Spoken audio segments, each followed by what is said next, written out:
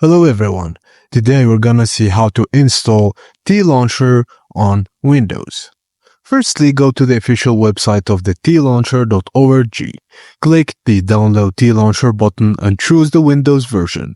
Then the file will typically, an exe file will start downloading. You gotta wait for it. Now, locate the downloaded xex file and if prompt, click Yes to allow the installation after you open the file.